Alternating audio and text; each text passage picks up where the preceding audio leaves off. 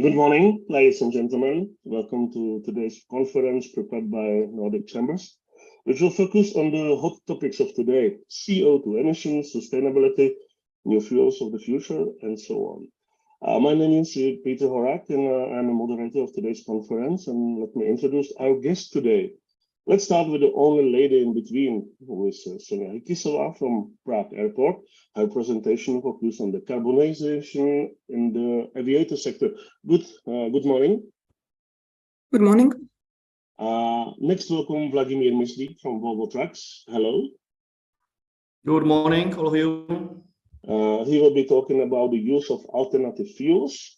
And I also welcome Ondřej Koubek, who represents the truck and bus manufacturer Scania. Good morning, Ondřej.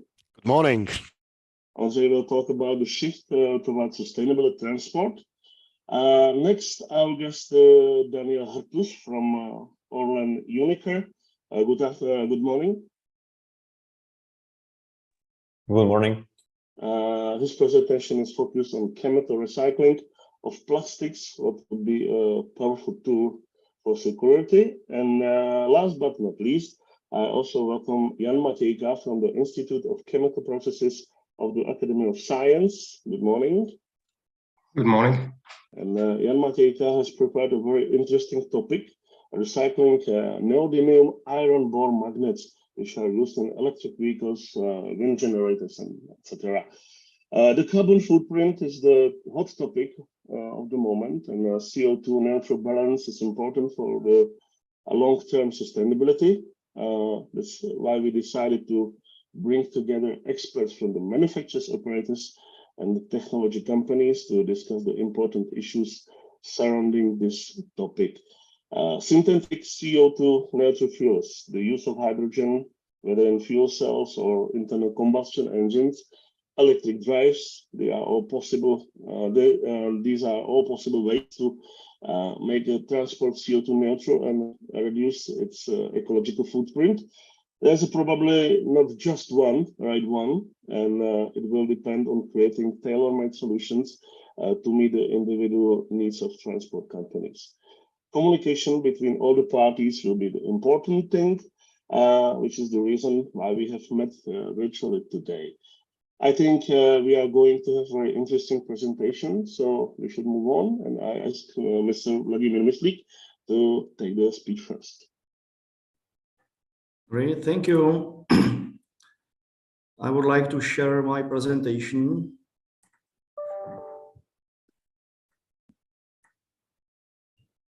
I believe it's shared on full screen.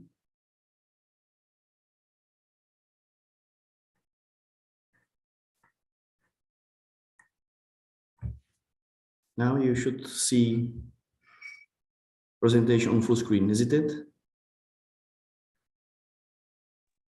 Yes.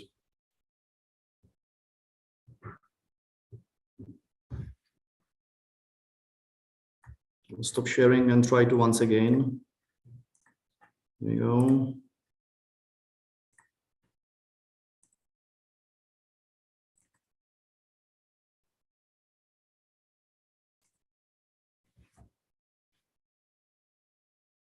I think now it's okay. It's okay right now? Yeah. Great. Thank you very much. Thank you. First of all, thank you for invitation. I'm very happy that I can say a couple of words about this alternative fuel, and I will have several questions on you, how it looks like on your side and so on. Then alternative fuel from Volvo Trucks. Firstly, let me say a couple of words and introduce by myself. I'm responsible for competence development in Volvo Truck. It's mean that responsibility for education of people in Volvo Group Czech Republic, from technicians up to salesmen, drivers, fleet owners, and so on. And this is my job role. And from this perspective, I would like to say a couple of words about the alternative fuel. Nowadays, we have plenty of alternative fuel. Question is, who is the best? If you're starting from LNG or bio-LNG, there will be future, I think so. Then another stuff, it's electric trucks, like batteries, vehicles, or hydrogen will be leader of that in the future. or it will be e-fuel, like synthetic fuel, synthetic diesel, and so on, then there is still plenty of questions. We have no right answer right now because we're testing all of them, and we would like to know what will be the best for our transport hauliers, especially from cost perspective, because it's not easy to pay some cost from transport, and even more when what's happened right now behind abroad with the LNG, with the gas, with the energy and so on. Then this is really, as you said in the beginning, quite a hot topic about that, and we should know how can play in the future. Then I'm happy that we are quite conservative company, and there is, you can see the mixed product, what can we guess 2030. Then we will not fully focus on electric trucks, but when you can see some logical stuff, then we can see the driving in a city, regional driving, inter-regional driving, domestic transport. Then we can see the battery trucks will play main role, definitely, because there is no so big distance between the points and delivers. And then we can see quite big opportunity to increase the number of trucks, thanks this advantage, what we say, low distance. On the other hand, if you look on the right side, that there is a fuel cell and internal combustion engine, then this is two types of the fuel we can calculate in the future, and bio LNG will play main role. Not now, because you know the quite expensive right now. Thanks what's happened behind the borders, as I said before. Then the price of the LNG right now is 5 times more than we started 2018, and then you feel that it's not so sustainable fuel right now at all. But we believe that in the future will be like parallel with the diesel, parallel with the fuel cell, because all of this fuel will play main role, because we have no any substitute another fuel with the diesel. And we cannot forget on the heavy construction trucks, heavy transport. Then we can see that the diesel still play main role. And question is, will be diesel as we know, or will be e-fuel like synthetic diesel? It will come, that at least we believe. Bio-LNG, couple of words why we say that will play main role with the diesel as well. If you look on the diesel, it's quite clear right now, but not enough. Then if you utilize bio-LNG, that you immediately you CO2 reduction 20%. And if you use bio-LNG, when the Scandinavian, they use quite a lot, then we can say this 100% CO2 reduction. Of course, we have a little bit different system because we utilize engine on the diesel basic, then we still use the diesel. That this is a reason why in the brackets it's with HVO, hydrogen and vegetable oil, and we can drive this fuel immediately for all Euro 6 trucks. And if you look there, because it's not enough, at least in our region, then if you utilize part of bio-LNG, then we can reduce this CO2 immediately up to 33%. We say this is a unique solution because so simple, so easy, and as I said, we are only one manufacturer who can engine for diesel cycles. Then from this we can see some unique solution for our hauliers. Then definitely we tested, we know, and now it's not main role, thanks what I said before, the price of gas, but it will come, definitely. Right now, its main issue was not plenty of fuel station in Europe, but it's raised up quite fast. And we will see that will be much more than 500. Right now, it's around 600 fuel station in Europe, but now it's a little bit stopped because nobody wants to utilize this fuel. It makes sense to take the price. Then we can jump for another one. We can say Volvo Electric. Then battery trucks. We have full range from small, medium duty trucks, from FLFE up to when we introduce this year, week 39, manufactured from 2022. Then we have serial production for heavy duty FM and FH truck by batteries. Then let me introduce some quite quickly. Medium duty, some classic one, it will be most utilized for the driving in the city and regional driving 4x2, 6x2. There is a quite high reliability of a number of batteries. You can choose from 3 to 6. Maximum kilowatt hours is 395. And charging, you can use AC or DC. It depends what you have on your facilities. And electric driveline, you have 1 or 2 electric motors. It depends if you utilize FL or FE. This is a small one. Then we can jump to heavy duty FM or FH or FMX. It doesn't matter. Main question all the time is how much we can drive with the truck. And as I said before, we are quite conservative, and we can say that 300 kilometers you'll manage with 44 tons gross combination weight. And if you take some charge between, then you will reach easily 500-600 kilometers. The battery is the same from 2 to 6, but there is a higher energy, 540 kilowatt hours. And charging is totally the same, a little bit higher amperes. But on the other hand, electric drive lines, you can choose 3 electric motors with 44 tons, and it will be useful for all transport haulers, definitely. Then another fantastic topic when we have chance to talk with the customers, suppliers, and so on, then how can we influence the range? And you can see, I will not mention all, but temperature is play main role. How can we manage to drive the trucks? Loads as well, but it's not so big impact. Driving technique, like average speed, definitely it's very important topic. How can explain to the drivers, owners, and all people around the electric trucks that is the main trouble right now, because in a diesel you have like plenty of diesel in the tank. If you have some mistake, that what's happened, you can increase the fuel consumption. But in this case, if you will be too hurry or not driving the proper way, you have limited of energy, then we should be very careful. Tires and battery age is another stuff who can mention it. Then definitely we have some durability of the batteries, and we know how can play, and calculation will be quite exactly for each customer. Then we can jump to the last one. It's hydrogen. It's quite a big topic. Question is how fast will be, and we will launching in 2025. Then you can see on the picture the first truck. It's father of us. It's a hydrogen truck. Close one is electric truck, and we cooperate together with electric and hydrogen.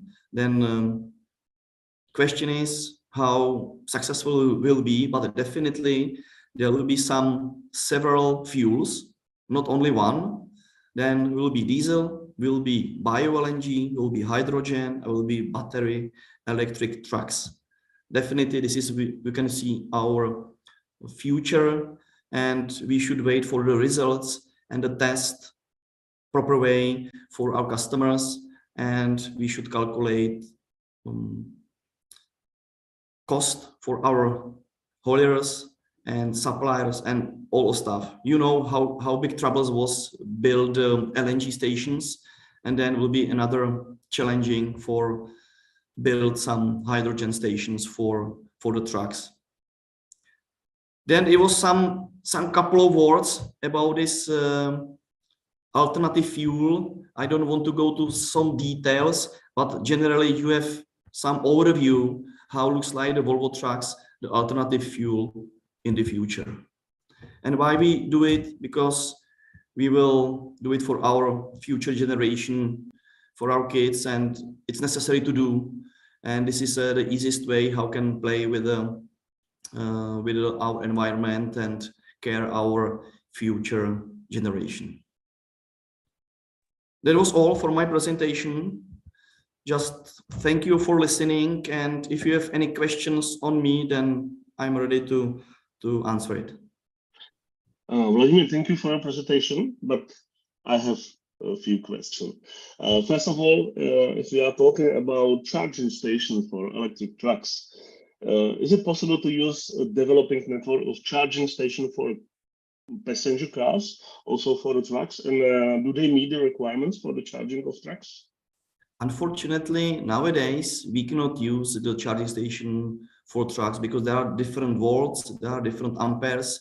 We need a little bit higher numbers than the passenger cars. But what I have information that's starting to work, and you know that the companies, very strong companies like Volvo, Mercedes, Straton, they have some memory of signing some information that 2025 will be around 1,800 charging station on the main roads.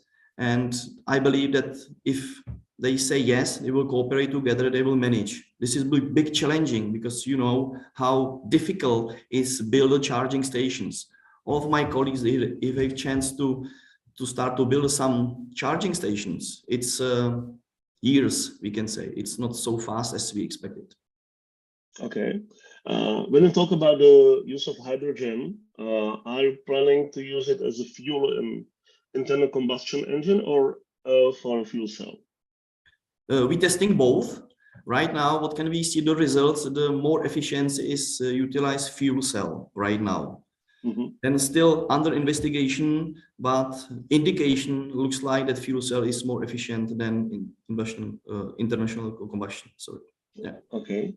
And the last question is about LNG. You partly already answered in your presentation. And if you look the map with the numbers of filling stations, it's hard to help thinking that only Italy and Germany or Netherlands and Belgium seems to be ready. Is it about the price of LNG nowadays, or what is the reason? Yeah, this price is crazy, really. When we started, it was 20 Czech rounds. Right now, if you look on the totems, that it's around 100 Czech rounds, and if I get it regularly every week, the prices from LNG from West Europe, like Italy, Germany, France, this is around 5.2 euro per kilogram. It's unbelievable. But as I said, we believe that in the future, fall down the prices for some accepted price, and then we will get some indication that it will come, I cannot say quite fast, but in the close future will be stabilize the price of bio-LNG or LNG, definitely. We still believe, you never know. Okay. I will also ask our panelists if they are they have any questions about this presentation.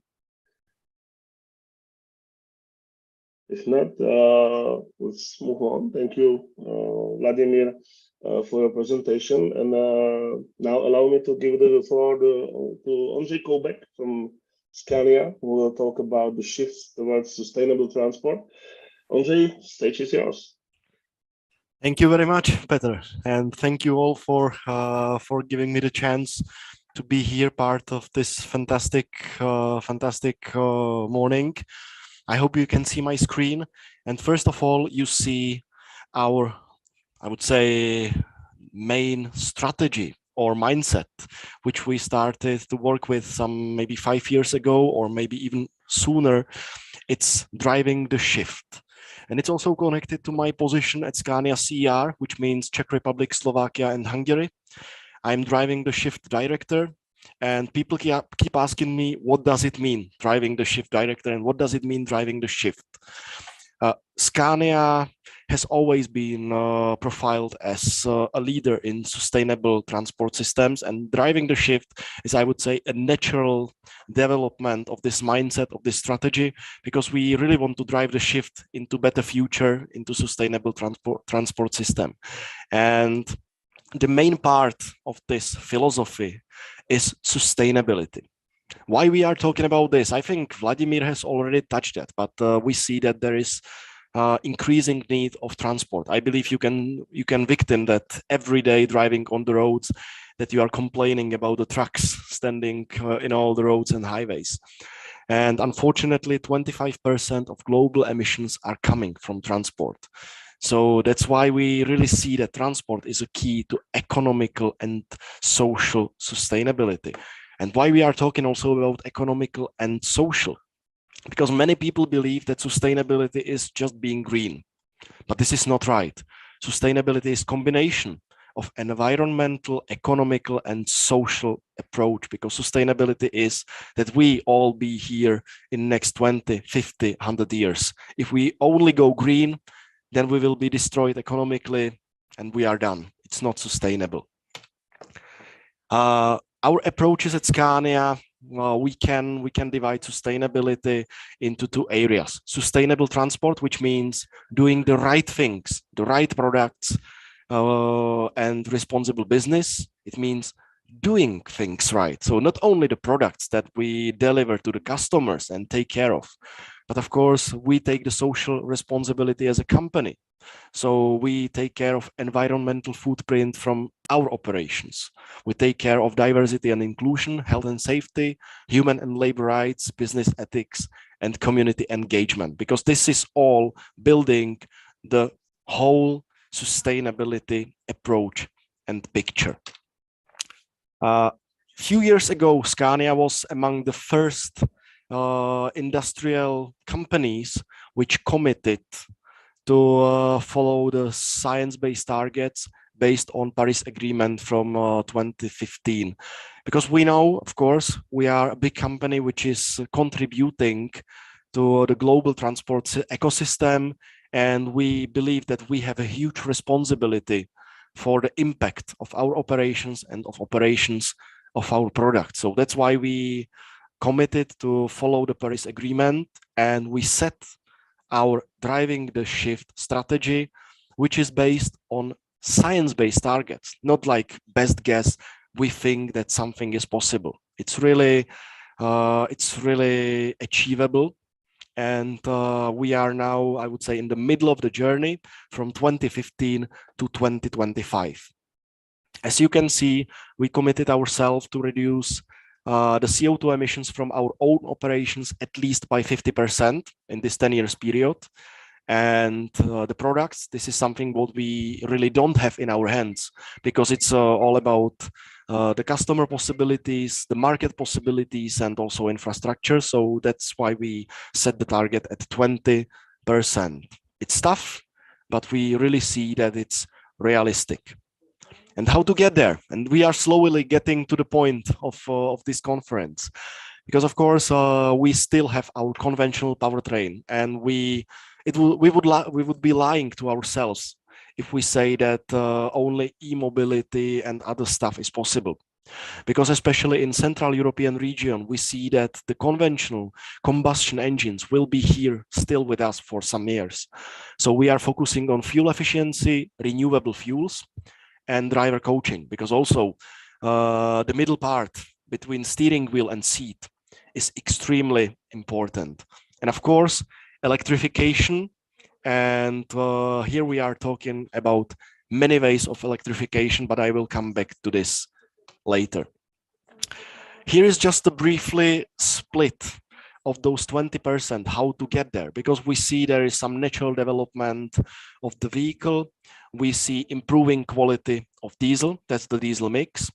Of course, combustion engine improvements, because as I said, without combustion engine improvements, we would be still stuck in the past. Driver coaching and right specification for each operations, and also electric vehicles and green energy and biofuel partnership. So you can still see that combustion engine plays the role, and whatever the fuel is, combustion engine still has a place to live. What we are currently offering at Scania, which solutions? I think that some of the abbreviations will be familiar for you, and some of them maybe not that much. CBG, LBG, simply we can say it's gas. CBG is compressed biogas, LBG is liquefied biogas. So it's like CNG, LNG, but coming from biosources. Here you can see the savings of CO2 emissions are really, really tremendous. HVO, unfortunately, and I really feel sad about that, in Central Europe, is something new and not very common. Vladimir has mentioned that as well. Simply said, it's hydrogenated vegetable oil. It means a fuel coming from recycled hydrogen oils, maybe from your kitchens if you separate those waste. And in Scandinavian countries, it is pretty common. And we can have very significant savings of CO2 emissions because this is fossil-free and completely renewable fuel. Battery electric vehicles. And here maybe you notice that the CO2 emission savings are not that huge. How can be gas or some oil more sustainable when it comes to CO2 than electric vehicles? I would say the answer is clear, because under 55% you see the range of 53 to 99. It depends on the source of electricity. In Norway, where we have, I would say, almost 100% of the electricity from renewable sources, yes, we are reaching 100%. But for instance, Germany, burning coal like hell, we are only slightly above 50%. So it differs market by market. And to be honest, we are also not the best in this energy mix in Czech Republic and Central Europe, but we are heavily improving also in our region. Biodiesel, yeah, was quite famous in recent years, but we see that in well-developed European countries, this fuel is going to the back a bit. And for Latin America, a very popular fuel, ED95, ethanol. It's alcohol created from sugarcane, and it has a very high quality for combustion engines, and I would say more than interesting savings of CO2 emissions. What about hydrogen? I didn't mention it right now. Well, I'm not saying that Scania is not working with hydrogen. The only reason why I didn't mention hydrogen before is that it's not available right now for retail customers. Of course, we see that it's a really promising energy carrier, and it should be a way to the future. We already have for more than 5 years a fleet of more than 50 hydrogen vehicles being operated by real transport companies in real everyday operations, and we are still extending the fleet of pilot vehicles with pilot partners in the whole Europe. Last week, we have signed a contract with Holier in Switzerland. I don't want to disclose the details, but we are, I would say, in a very good discussions also with some customers in our Central European region, in Czech Republic as well. So we are on a very good way, but we still need to think of several challenges. Because hydrogen, there are two ways of hydrogen. There is this dirty hydrogen, and that's really not the way because of the emissions and energy demands during the production, and then green hydrogen. But unfortunately, production of hydrogen is extremely expensive. The demands for electricity while producing hydrogen are incredible. And from the well-to-wheel perspective, still hydrogen is not that easy and not that efficient as battery electric vehicles.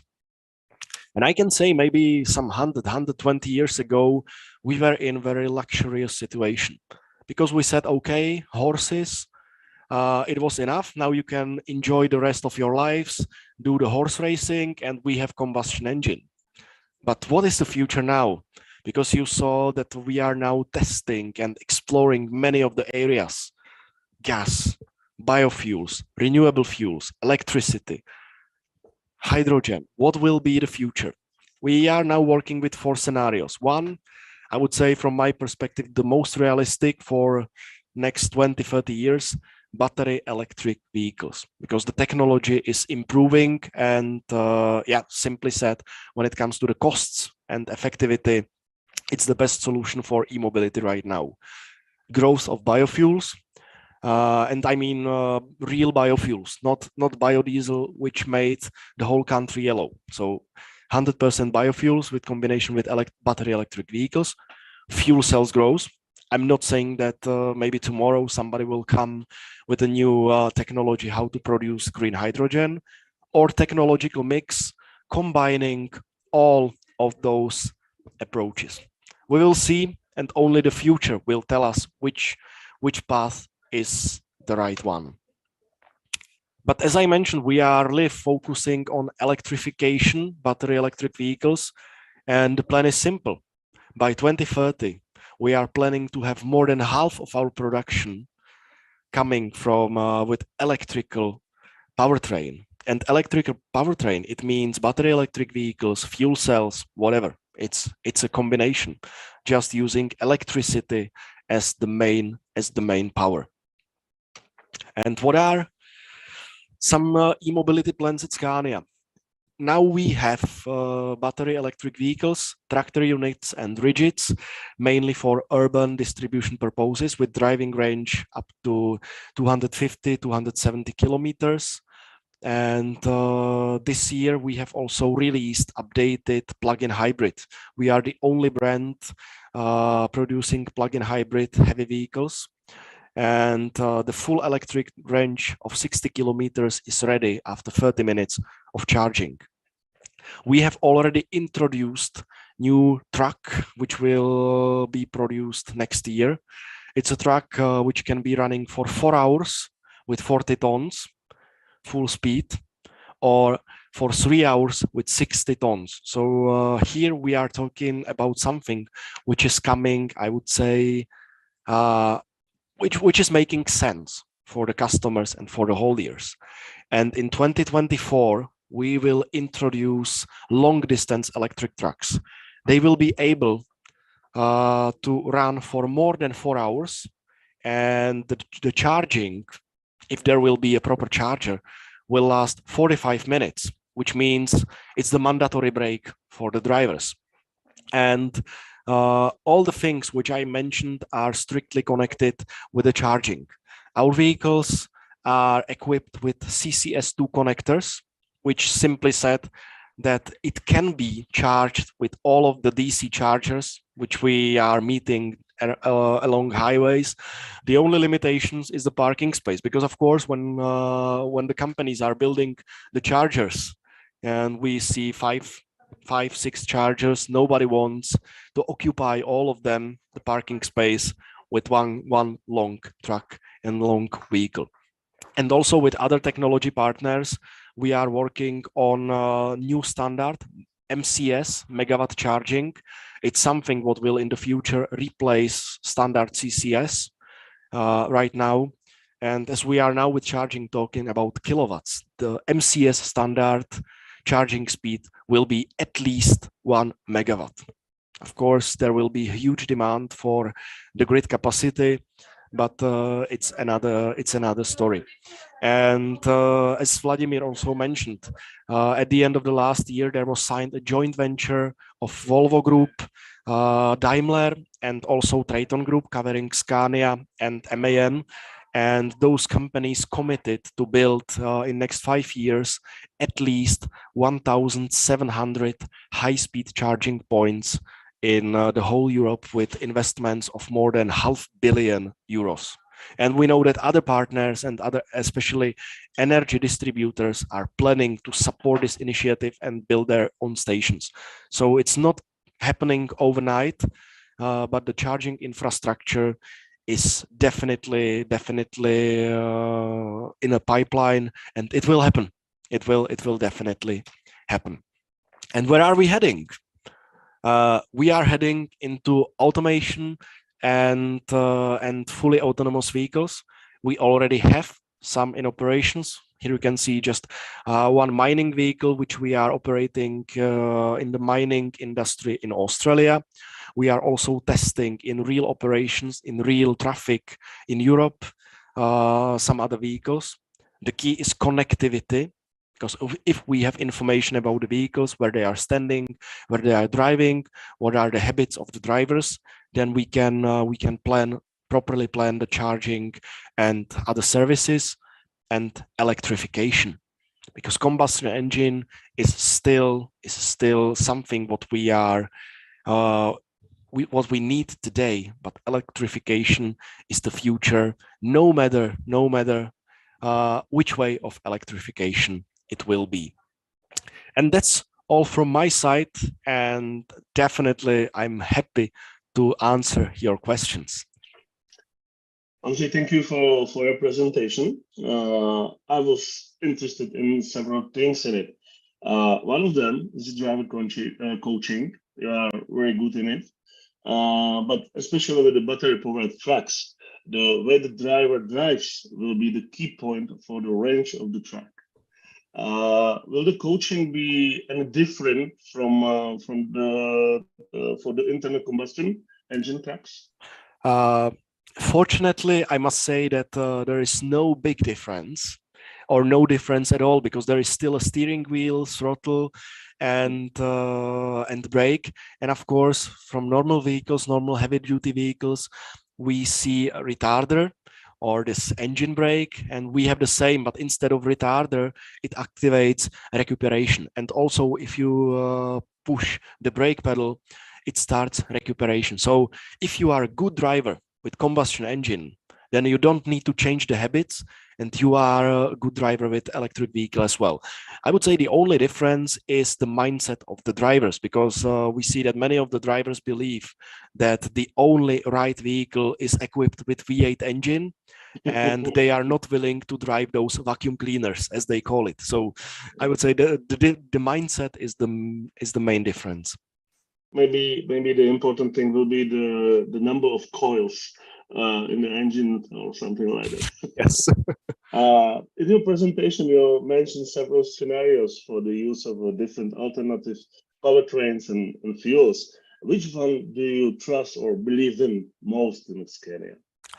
At this moment, it's definitely maybe for another 10-15 years, it's battery electric, because we see that this is the most efficient technology at this moment if we are talking about well-to-wheel. So it means the whole chain of the supply process. But we definitely believe in fuel cells as well. That's why we have fully developed the technology. That's why we have been testing that for more than 5 years. And that's why we are investing into this future as well. Okay, and the last question relates to the autonomous driving. There was a photo of truck in presentation at some point, and it was the mine truck. But when do you see autonomous trucks appearing on the regular roads, and what is the biggest hurdle for overcome at the moment? I would like to have a crystal ball here right now. Unfortunately, I don't, but I would say not only at Scania, but we see many examples that that the technology is almost ready. It's without questions, and of course we can see some news about the accidents caused by those autonomous vehicles. But I would definitely say that the only problem of autonomous vehicles is that they are still driving with real drivers who are unpredictable. So the main obstacle is legislation, because as I said, the technology is ready and it's working pretty well. And I can definitely imagine if there will be some dedicated lanes or roads, especially for autonomous vehicles. I can say from Scania point of view, we can start today. Okay. It's really brave. it is, but but you know, it is still the point, because if you affect an accident, you may end in jail, in prison. But if such a vehicle does that, would you remove the chip and put it into jail? Or what is the impact? So the legislation is the greatest obstacle, and I believe there will be a long discussions for decades if we will not have separated roads for such vehicles. Okay, exactly. There are some questions from our panelists, or not? Maybe just a quick question from me. You mentioned the HVO-based fuels and maybe the underdevelopment in our region.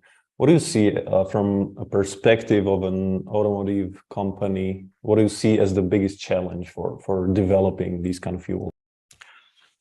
I can't say. Maybe it's the source of the oils to produce HVO, because honestly speaking, in our region we are not the best ones in recycling, and there is not legal support of recycling of oils, and that's why maybe in Scandinavia, in Switzerland, HVO is a standard offer in majority of the petrol stations, and it's not the case here. And maybe I forgot to say that from my point of view, it's maybe the easiest way how to switch to sustainable transport, because all of our Euro 6 engines, diesel engines, are certified for use of HVO. So from the operational perspective, there is no difference. Thank you. Thank you. I have one note about that. About the HVO, that it's quite common in Scandinavia, as my colleague from Scania said, and the price it's not so high if you compare common fuel at the HVO, but in our region it's not available at all. When I ask for companies to get it, they said no, it's impossible, and we can deliver only 30%. And if you manage, I think so there is enough this fuel, but we are not delivering in our region. This is what I see the main issue. Yeah, fully agree. Okay, any question? If there's no more questions from your side, let's move on again. Now we will move from, thank you, Andre, for answers and for your presentation. Now we will move from road to sky, because our next guest is Sonia Hikisova from Prague Airport. Her presentation is focused on decarbonization in the aviation sector. So, Sonia, stage is yours. Good morning, everybody. As it was mentioned, my name is Sonia Hikisova, and I'm in charge of environment, sustainability, and ESG at Prague Airport. However, my presentation is not focused on what we are doing at the airport, but due to the topic of this webinar, I'm focusing on the aviation sector and its path to sustainability. So.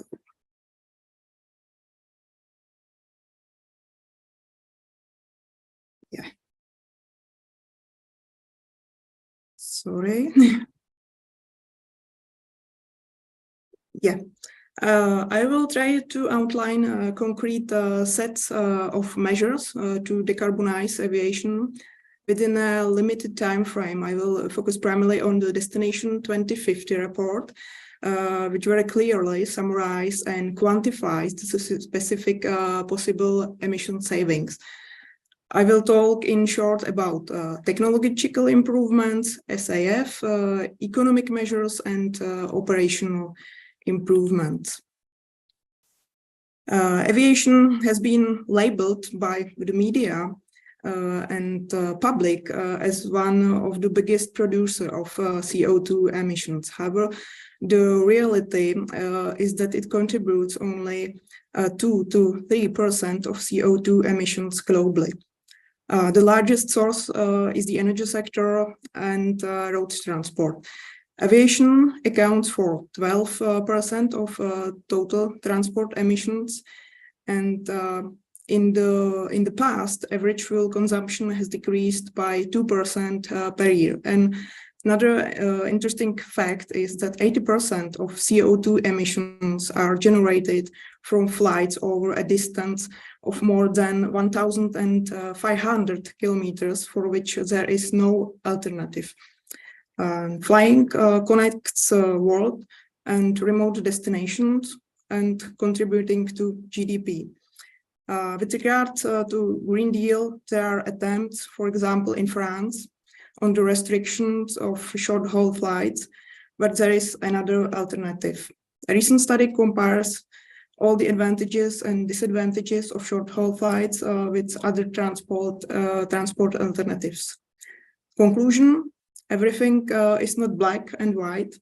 As a result, the construction of railway infrastructure alone is a much greater environmental burden than the construction of airport infrastructure, for example.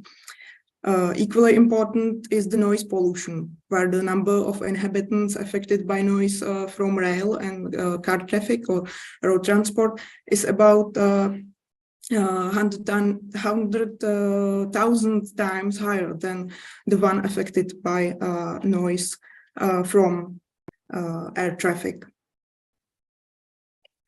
However, I will take only about the decarbonization of the aviation sector.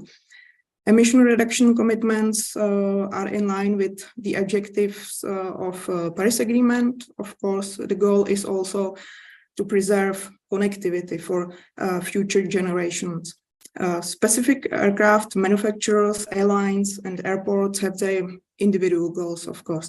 However, the whole industry is trying to unify these activities and communicate them together externally. The main initiatives in this direction include Destination 2050, signed by 5 main stakeholder groups in aviation sector. And I will focus on the conclusions of the study published by this initiative. Another initiative focused only on airports is Net Zero, for example, and another one only on airlines. And last but not least, there is also Toulouse Declaration, which has a broader scope and is focused on a wider range of stakeholders. In general, the initiatives have one thing in common: achieving net carbon neutrality by 2050 at the latest, and outlining concrete action plans to meet these goals.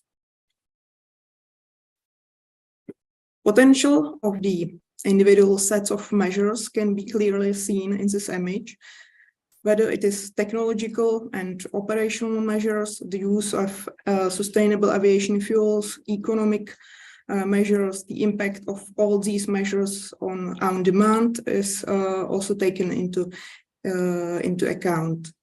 Nevertheless, a further gradual increase in demand for air transport, which has suffered a huge decrease during COVID, is expected.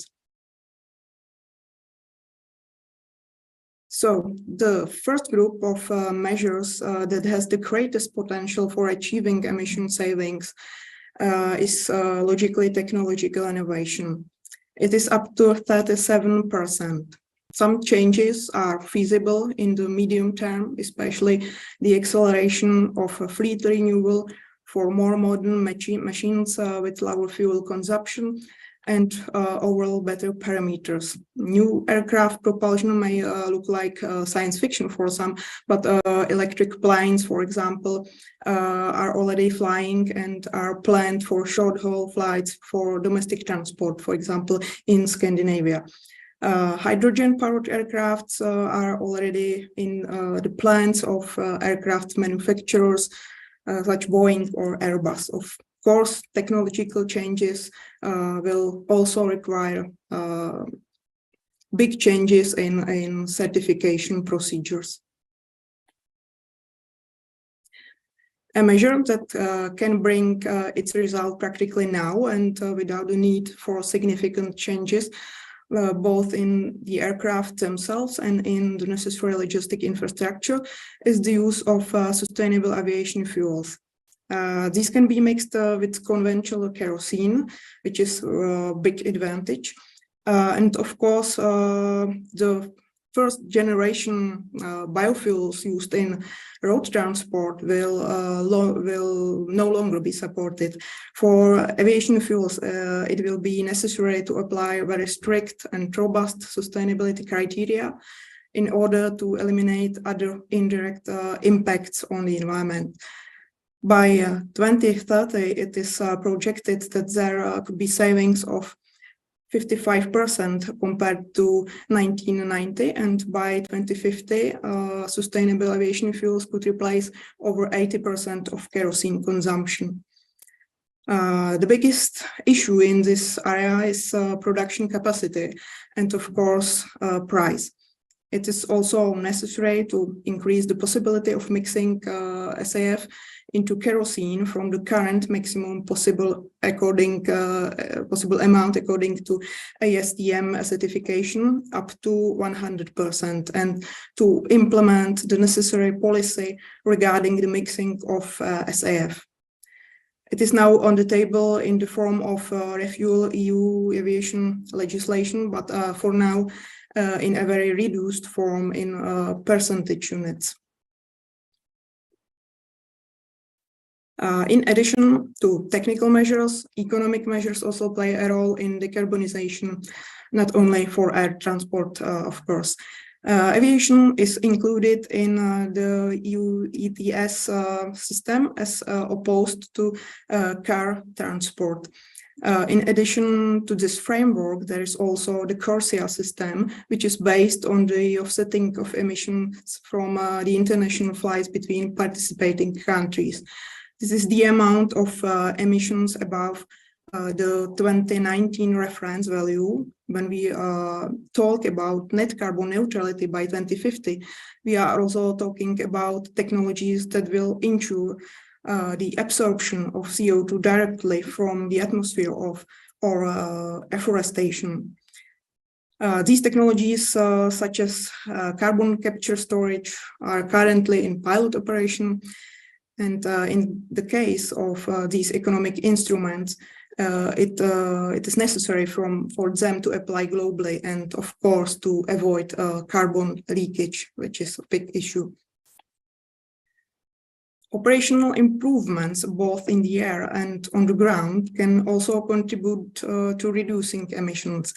The greatest potential lies in the change in air traffic management, the CSAR project. There is also talk of different flight arrangement, shorter distances between aircraft with the aim of saving emissions.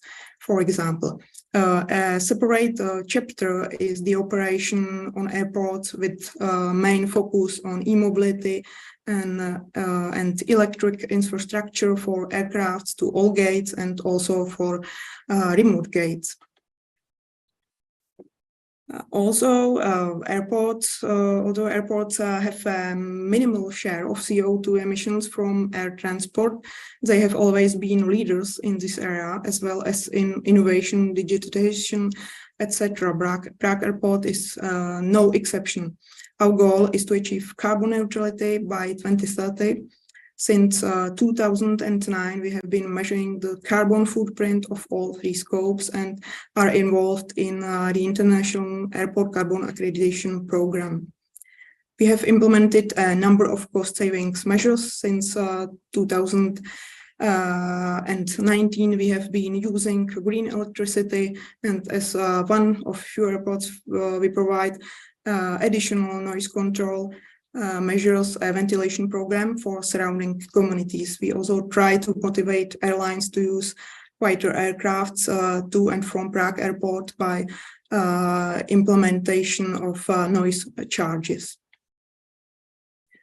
To sum up, the aviation sector and the Destination 2050 initiative in particular has identified very clearly and measurably concrete steps that will lead to the full decarbonization of aviation, starting with technological innovation, the use of sustainable aviation fuels, operational and economic measures. And in short, there will be no reason to be ashamed of flying. On the contrary, I believe that the development of new technologies in aviation will find its application in other areas as well. Thank you very much. So yeah, thank you as well for your presentation. It seems that the airports are almost an ideal field for the use of electric vehicles. What are you doing at Prague Airport in the field of decarbonization? Thank you for this question. I can mention what we are doing, what we have done this year. This year, for example, we installed first photovoltaics on the roof of Terminal 3 and also purchased 15 electric vehicles. And we will focus also on other places at the airport for the installation of renewable energy or photovoltaics or geothermal power and so on. So we not depend also on green electricity. However, we try to find measures at operation and do investments in this area. The presentation showed that the airports alone can contribute around 6% to reducing CO2 emissions. What measures are you taking to reduce CO2 emissions? Yes, as I mentioned, for example, generation of electricity from photovoltaics, and starting 2019, we purchased green electricity. So the operation of electric vehicles can be green, totally green, and we replace lights for efficient lights. We replace other technologies with high consumption of energy. And the last question will be on aviation noise. This is certainly another issue that needs to be addressed. What are you doing about the noise of aviation transport? Yes, it's right. The noise issue is becoming very important in the vicinity of the airport, of every airport. We approach according to so-called balance approach to noise, to aircraft noise, and is based on 4 pillars.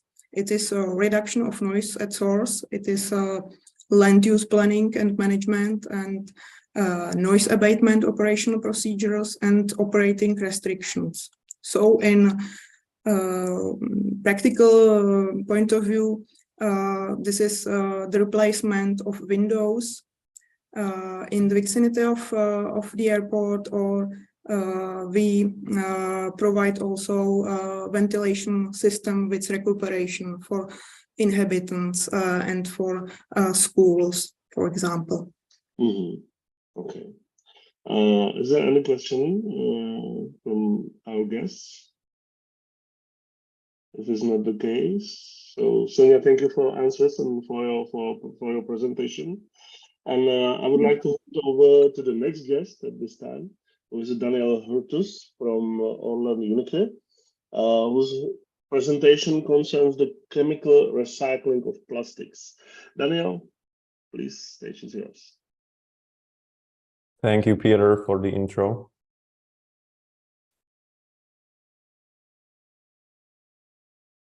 So maybe just a brief introduction of who we are. Orlen Unicre, we are a R&D institution in the oil and gas or refining and petrochemical industry. Of course, part of the Orlen Capital Group, the biggest refining group in our region. And we are based out of the Litvinov refinery. And we work, although we are an independent research institution, we work closely with the Orlen Unipetrol. And so much of the research we do here, we can directly apply to the industrial scale, which is a huge advantage. Now, the topic of my talk is chemical recycling. Much like alternative fuels, it is quite a hot topic right now, as we are walking towards decarbonization and This is concerning, yes, reduction of emissions, but also a more efficient and sustainable use of our waste streams, which for the future is going to be a huge challenge. Now, to start, we should lay out what the situation is within the European region with recycling. Now, we produce, relatively quite a lot of waste.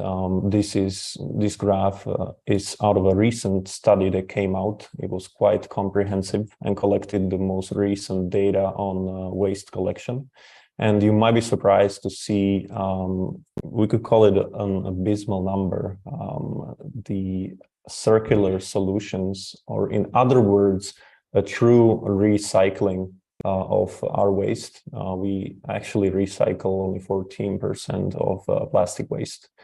And so, of course, there is a room for improvement, and it begs the question of what do we actually do with our waste. And so you can see much of it is incinerated to produce energy, and the second largest group is actually landfilling. We do export some of our waste, but all these solutions are what's called a linear system, or a linear solution, meaning you don't actually truly recycle the waste.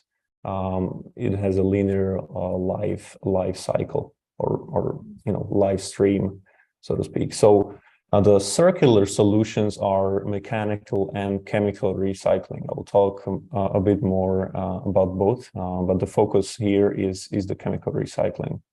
Luckily, we see that this new approach is getting traction. Many of the big players are investing billions of dollars into new technologies.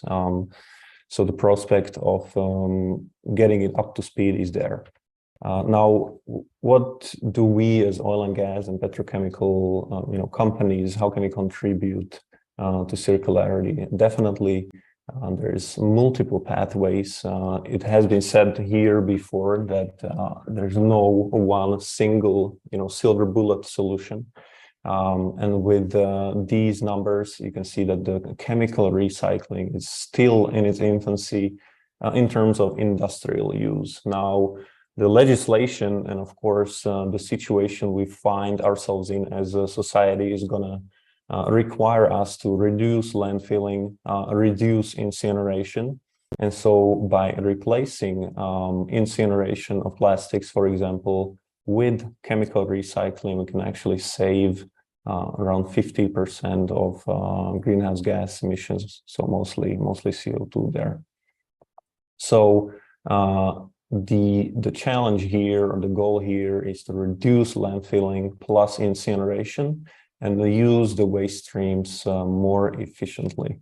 Now, when we talk about the different recycling methods, the way that we, the usual way of recycling, it's what's called the mechanical recycling, where you only change the physical properties of the plastic.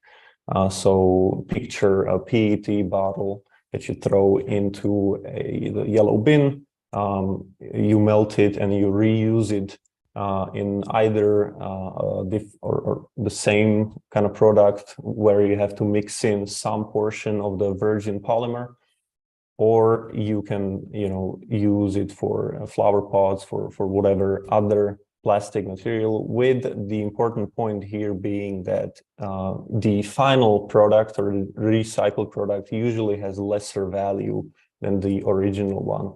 And so this is what's called downcycling. And it limits the number of uses or number of recyclings you can do.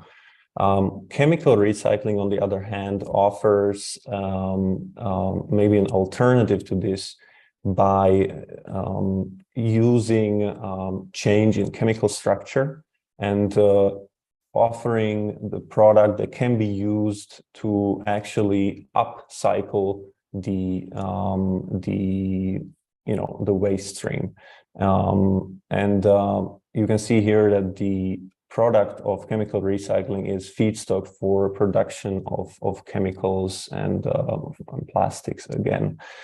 And so just to give you a picture of what the waste stream looks like, these are the most common polymers you can find in the plastic waste. And so here we have, polyethylene, polypropylene. That's going to be all your food packaging, the foils we throw out. You have PETs, which are perfectly fine for mechanical recycling. And then you have some more complicated polymers to recycle, PVC, for example, being one of them. And so when I talk about the circle or circular economy, what does it actually mean? The scenario right now is a production of plastics from plastics. That's how you picture closing of a circle. So it starts with collection of waste. Here we are talking about post-consumer waste. So whatever we as consumers throw out inside hopefully the yellow bins, those get collected and we can process them mechanically. And then it goes into what's called a pyrolysis plant or pyrolysis technology, which is in simple terms, just a thermal and chemical decomposition with the absence of oxygen. And we get our products. We have a gas product, we have a liquid product, and we have some solid products. Now, what we are trying to do is maximize the liquid yield, because these liquids can be actually, after they have been cleaned, they can be used in the petrochemical complex, much like we have over here, to produce new chemicals. So the goal here is, with the technology, to maximize this oil or liquid production. Of course, you will never avoid some byproducts in all industrial processes. And so you'll get some gas which has high caloric or heating value. It can potentially be used for production of chemicals, but mostly it's going to be used for energy production. Depending on the technology, it can sustain the pyrolysis technology itself. And lastly, we have what's called the char, or the solid product that's left as the third byproduct. And luckily, there's not much of it. We don't have much use for it as of right now. We're looking into it as a matter of research, but the focus here is absolutely on the oils. Now, if I were to give this talk 2 years back, the picture would be production of fuels from this. In terms of legislation, right now, there's the only viable way for us is to use it some other way than actually burning it, whether it be incinerators or whether it be in engines. And so making some valuable products, this is the future for chemical recycling, the more sustainable future. And this is not talking down on the other alternative fuels. We absolutely do need them. It's just that the original idea here was, yes, producing fuels, but when you look at the legislation in the EU, it's going to support production of new chemicals. One of the biggest challenges here is that the waste streams we produce are quite contaminated. Now, pyrolysis has an advantage that it's quite contaminant resistant. However, we still need to clean the feed. And so we looked at the stream composition of plastic waste. So picture the yellow bin, getting into a sorting facility. They get whatever is suitable for mechanical recycling. So mostly PETs, they sort them out according to the color. And then what's left is usually used for incineration or landfilling. And so this is the leftover post the sorting plant. So you can see there's more than 60% of polymers, and there's quite a significant portion of non-polymer materials, so paper, non-plastics, And these all bring with them certain contaminants which are, super dangerous in our standing in the big technologies in steam crackers. Let me just go back quickly to this number here. Just in a ballpark, for example, chlorine, which poses a big danger of corrosion in the technology, the inlet into the ethylene unit, which produces the plastics. The limit is around 3 ppm, super low numbers. And so we need to manage the contaminants somehow. So there's absolutely a need for technology that's capable of tackling such streams.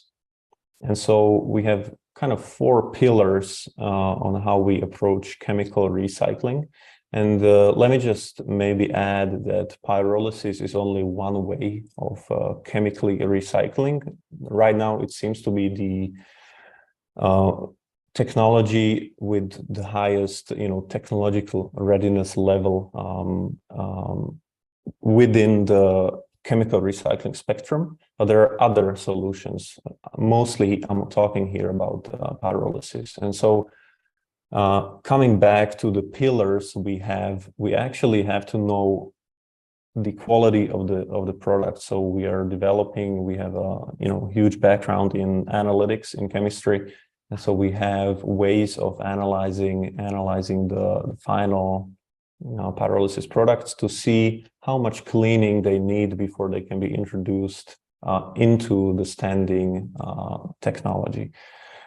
The other pillar, of course, is the usability of the products, how they affect our materials. So, for example, corrosion in the most commonly used steels here. The other pillar is semi-industrial production. So we have let's call it a pilot pyrolysis unit with a relatively small feed or capacity, 15 kilograms on the feed side, and we operate this to kind of optimize the whole process and see how we can maximize the yields of oil and optimize the process parameters, mainly temperature and residence time. So we operate this bigger unit, plus the last pillar is we actually do research in terms of new ways of developing technologies. We have a project that I'm responsible for, development of a multi-stage pyrolysis, which should tackle the problem of chlorine in the waste streams.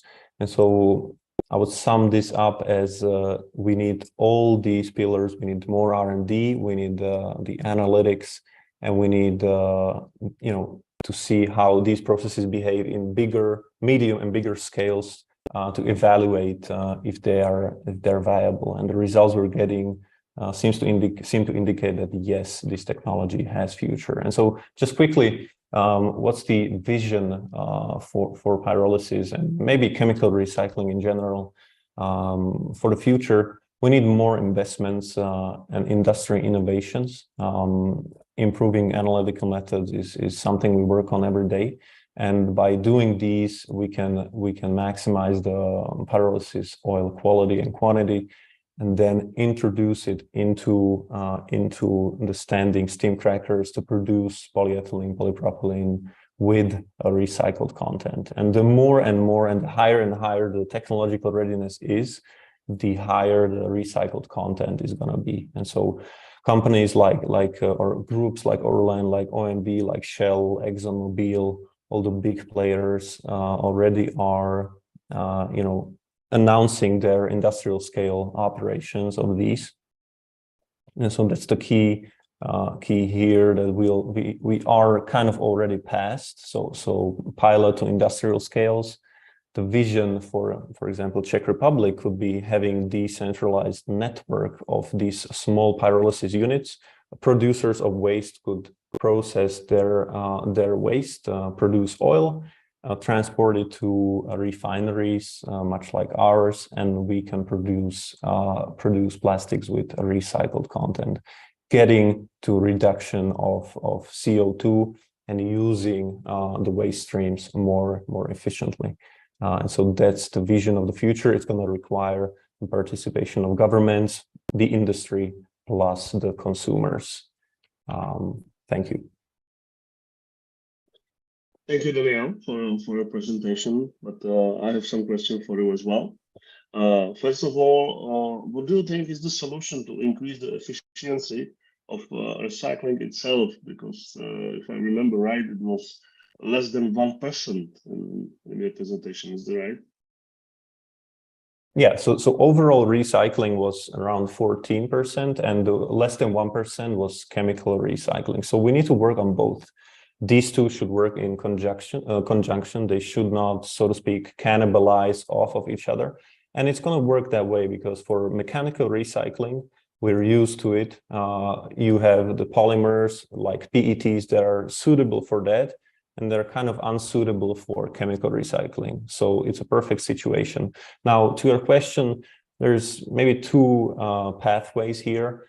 Us as consumers, what we can do is being more responsible with how we recycle. Honestly, even me working on chemical recycling, many times I find myself throwing some little, something into the yellow bin that's not supposed to be there. And from the graph I showed, the composition of the waste streams, this is a big problem. So there's paper, there's glass, there is metal in the yellow bins, and it just shouldn't be there. So the consumer, ourselves, what we can do is be more responsible. We can look to Scandinavian countries and how they behave. So the behavior there is a little more responsible. That's going to help. Maybe the second stream is getting these technologies I talk about to higher efficiency, and that's something that's ongoing. And so we can do that. Plus, maybe I would say the waste, processing companies will be investing in their sorting lines, but that's going to take some time. So they're coming up with new technologies, including or involving algorithms or AI for automatic sorting of different plastics. It's quite amazing what they can actually do, but it's going to take a couple of years before they get to industrial scale. So these I would say are the keys to improve the efficiency of recycling. Okay. What is currently the biggest challenge for the development of chemical recycling? I would say the difficulty with the waste streams. So I mentioned it in a couple of slides. There's just too many, the streams are too contaminated, and most technologies that we see being developed are focusing on quite pure polymer waste streams, mostly from the industrial waste, because there you will not have many contaminants. If you have a company producing polyethylene, polypropylene products, they do have waste that's just going to contain that and not many contaminants. With the post-consumer waste, however, you have just too much contamination, and so it's just going to take investments and the effort in the research to tackle these streams and clean the oil so much that it can get introduced into the standing technology. Mm-hmm. Is there not currently a technology that can cope with even waste streams challenging as the one you mentioned in your presentation? Right. So as of now, as I mentioned, we are what we do with the streams are burning it. So you can essentially burn whatever. So we have to move on from that. We are looking into plasma gasification, which is one way of tackling difficult waste streams. But in terms of using or creating new products, I think chemical recycling is gonna have to tackle this. And as of right now, there is no technology that would be capable of processing such contaminated streams. But we are working on it, let me assure you. So hopefully in the upcoming years, the technological readiness is going to be there. Okay, thank you, Daniel. Any questions from our panelists or guests? I will have one, please, if I may. My question is towards legislation. If Daniel is also dealing with this issue, because for us, because we are both in recycling area, is if it is this problem and where it is heading, because it was quite a huge problem some years ago when I was discussing it with my friends to put somewhere the pyrolysis unit. It's quite difficult. So if you have something on this, please. Yeah, absolutely. So we're working on talking to the policymakers, to the politicians about this, because as of now, for example, in the Czech Republic, the legislation doesn't know the term chemical recycling. So what they know is the mechanical recycling, and then they tell you, or you tell them, I can use the stream and upcycle it. So as I said, so you can have a valuable product out of it. So you can produce the oil and get new plastics out of it. And they ask you, okay, why are you not using it the traditional way, the mechanical recycling? And it's kind of a vicious circle of you trying to explain that this method is more efficient, but the legislation just doesn't know it. So if you don't mechanically recycle, you don't recycle at all. That's how the legislation looks at it. So there is absolutely a need to change this. But I understand that it's a little difficult to explain the efficiency of these processes on the policymaker level. But the answer, maybe not the one you were hoping for, but it's going to take a legislation change to move on.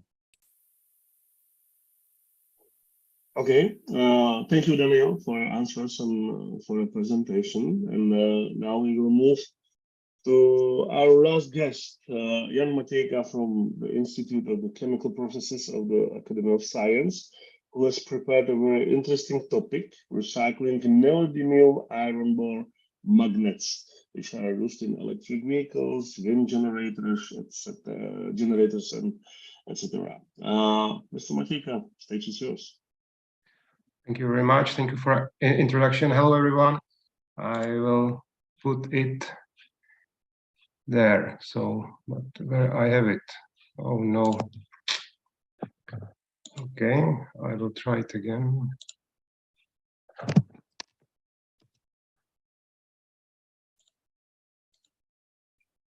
Yes.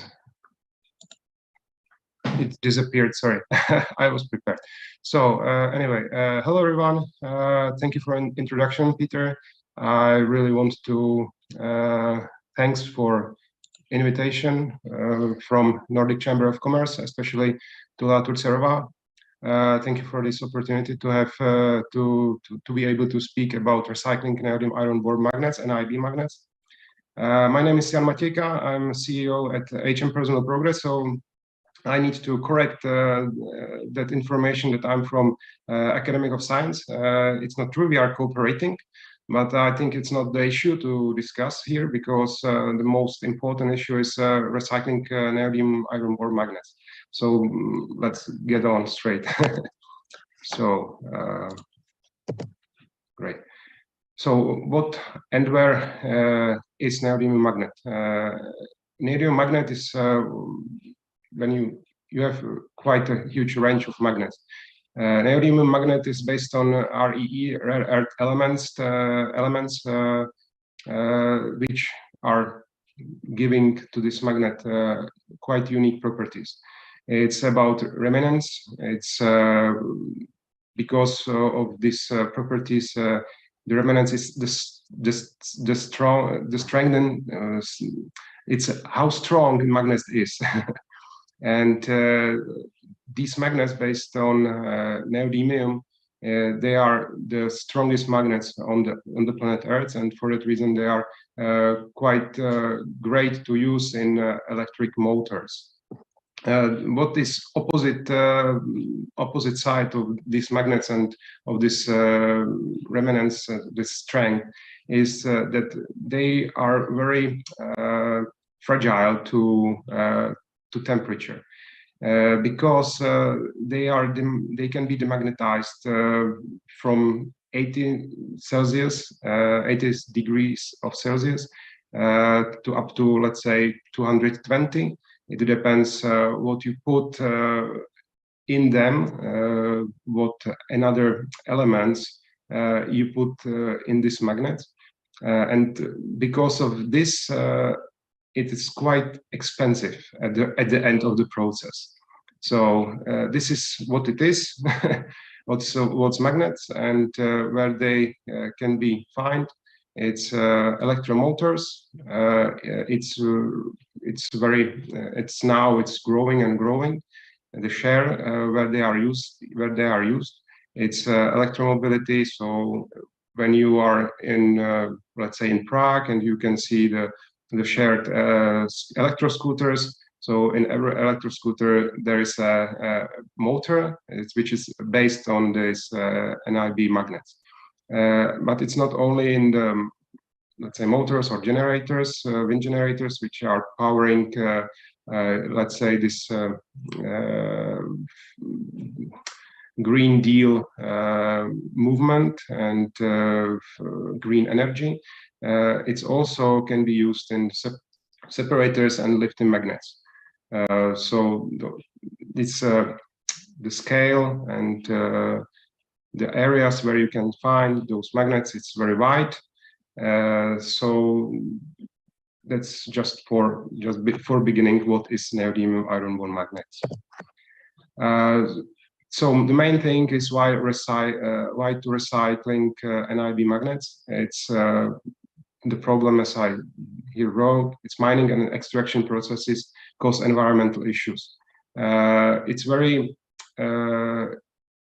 problematic to extract those elements from the ore, because you have in the ore around 1 point something to 2 point something percent of this REE elements in the ore, and you need to use quite a lot of chemicals to extract them.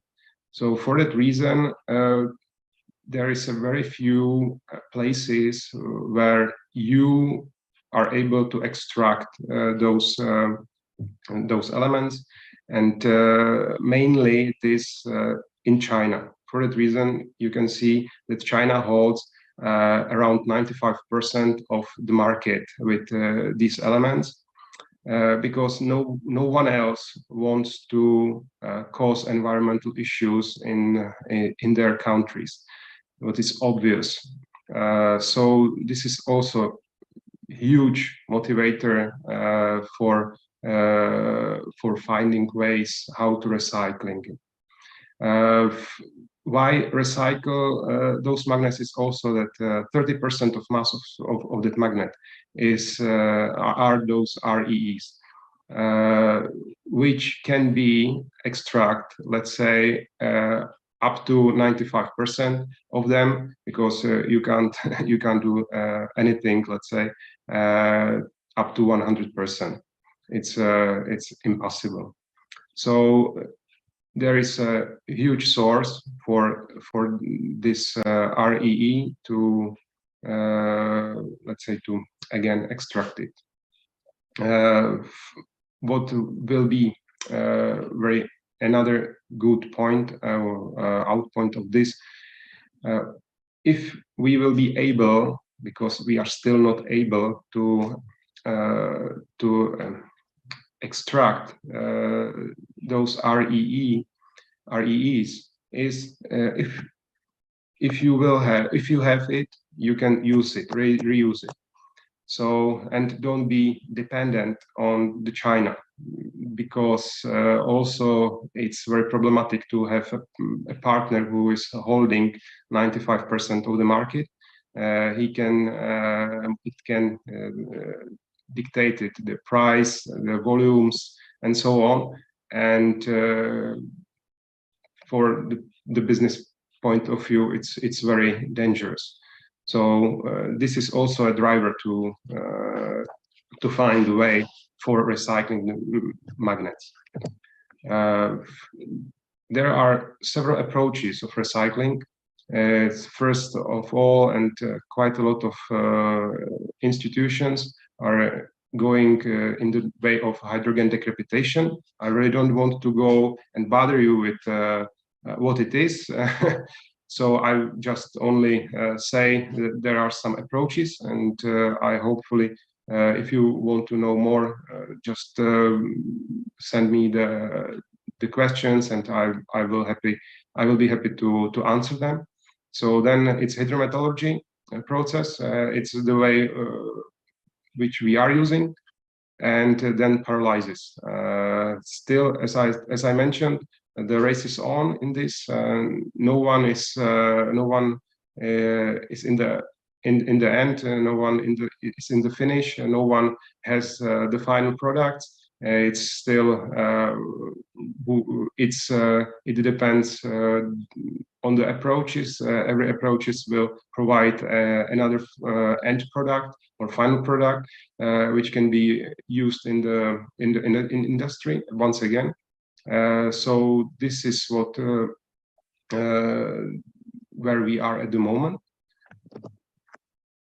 So, but still, I will I will repeat myself on what was said by Daniel, because we are dealing with the same issues. It's the first is collecting. We already discussed it with Peter. It's problematic to collect it. It's a very small amount of magnets which are used in some applications. So it's even problematic to identify. It's problematic to find out the ways how to, let's say, cut out those magnets. It's problematic then to have, let's say, clear or not to have such a mixture.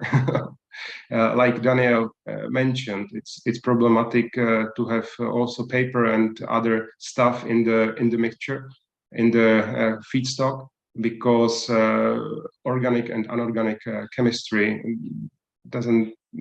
don't like each other too much. So this is also the problem. So this is on the collecting side. The other stuff is processing. Each approach is dealing with the same thing, and at this stage I can see that we are in experiment. We are doing just only experiments, and those experiments are towards to have a pure end product, because it's also the thing. Our end product will be PRND, that's praseodymium, neodymium, and DY, it's dysprosium oxide, which has to be 99% of purity. If it is less, it's problem, and we are not there at the moment. So the recycling and neodymium magnets, it's one very crucial thing is to be pure as much as possible. What another experiments what we are now undergoing, it's taking it to the industrial scale level. Like Daniel has in his presentation, why it's just only 15 kilograms per hour, because it's experimental, and we are all dealing with experiment. experiments and analysis and so on, and it's so expensive that we need to be sure what we are doing, because it is possible, but it's not viable to have thousands of experiments with thousands of analyses, because it's very costly. But still, we hope that we are on the way to have quite pure end product. And we, after our 1 year, really like 1 year of experiments, in that, what to have, just not to have it in the glass, small glass scale, chemistry level of processing thing, that we know how to go upward and let's say scale it up. And at the end, we need to repeat it again and again, and it is about recycling something new. So this is where we are, and with what we are dealing with. So, as I mentioned, where we are collecting feedstock, building the collecting chain for neodymium magnets now, and yes, I'm here also to ask politely, not only the panelists, but also any other people who are, let's say, in touch with devices with neodymium iron bore magnets, or they have in their devices this. If there is any help, is appreciated. It means I'm open to, let's say, drive wherever, to discuss the possibility how to cooperate to be able to collect those magnets, to be able to let's say, yes, to produce very pure oxides, and scale up this project to let's say on the industrial level. So this is our aim, because we are still a small startup, and we have limited resources, and any help is appreciated. So if you are interested to help and to know more, I'm really happy. I'm here. I'm happy to answer your questions. So from me, it's all. Thank you for your attention, and I'm open to answer your questions. Thank you, Jan, for your presentation. When I will watch it, I was wondering what should be the main source of for the recycled magnets. Should be EV vehicles, EV scooters, as you mentioned, electric generators, or something else? Well, its main source will be the chain. Once you create the chain, you will have you will have a very good source, and this is my main objective at the moment, to create up such a chain. In particular, in wind turbines, there is up to 600 kilograms of those magnets. So yes, this is let's say the biggest applications what I have on the radar at the moment. And then it's going down, and you will have in Akku drillers, you have, let's say, 20-30 grams of magnets. So it's various, but the chain is the main option, main target. With the battery recycling, we still haven't gotten the position when the industrial recycling of batteries makes sense. There are still very few of them. I understand from your presentation that the recycling of magnets has the same issue. It's still not enough amount of magnets to be recycled. Actually, quite frankly, I'm not into this matter. I don't know. When I'm discussing with recyclers, they told to me that 1 kilogram of battery, lithium-ion battery, costs 83 Czech crowns to recycle. So it's I don't know how much it is on the market actually. I was also discussing this with colleagues from Academic of Science, because they done quite a lot of things, and they said this topic is for them over, because everything is let's say researched and developed. So for them it's not the topic anymore. And it can be, but I think it's if somebody is building around this business already, he need to discuss with Scania, with Volvo, with guys from Scania and Volvo, because there will be quite a lot of batteries. And again, from my point of view, it is about creating the chain. Once the chain is built up, then you will have quite a lot of battery. But to construct such a chain, it will take, let's say, 5 years from now. I think it's better to start now for them, because otherwise we will have batteries all over the place. Okay. Thank you for your answers and presentation. Any question from our guests, or if it's not the case? So, ladies and gentlemen, thank you again for your participation and presentation in today's conference. I believe it has provided a lot of interesting information for those watching today's conference, and I have no choice but to bid you farewell. Thank you for your attention, and goodbye. Goodbye. Goodbye. Thank you. Bye-bye. Goodbye.